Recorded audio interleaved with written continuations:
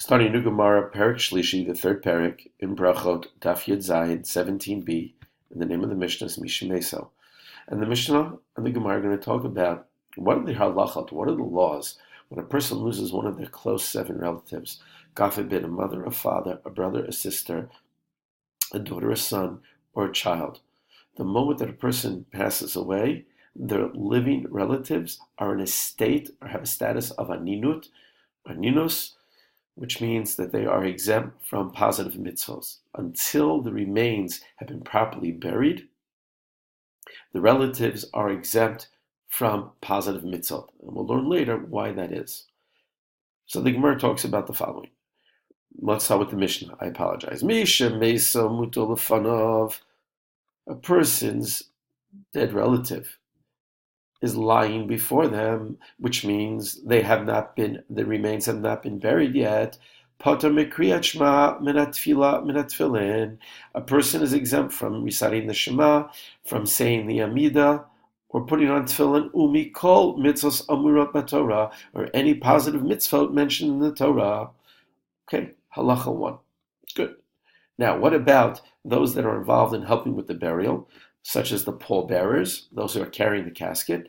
No say hamita, those who are carrying the casket, the pallbearers, the chalufei hen, and their replacements, the chalufei hen, and the replacements for the replacements.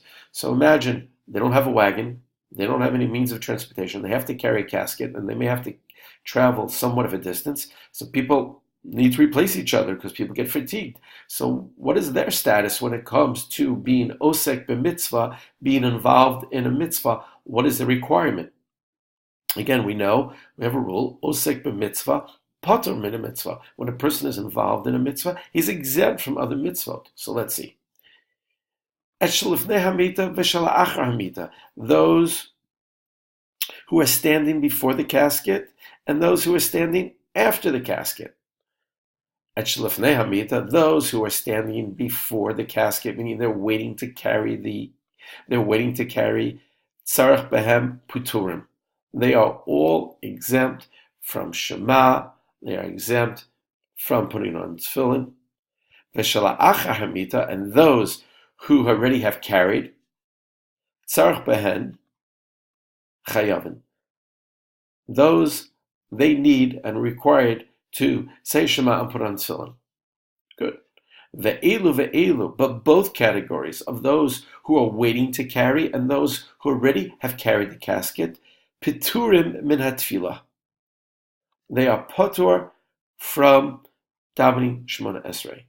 And one of the ideas is that when one has to daven the Amidah, the Shemona Esrei, it requires more time and more kavanah. In order to say the Shema, we already learned prior and previously that only one needs kavanah for what? For the first pasuk of the Shema. With tefillin, it's it takes a little bit more time, but they would also be required to put on tefillin. Again, those that already have carried the casket. Again, the ones that are waiting and anticipating the casket, they do not have to recite the Shema, because even for that short amount of time, they're not going to have enough kavanah. They have to be focused on the mitzvah at hand, which is to carry the casket, which is part of the mitzvah of Levayat HaMeit, to escort and carry the remains of the deceased to the proper and final burial.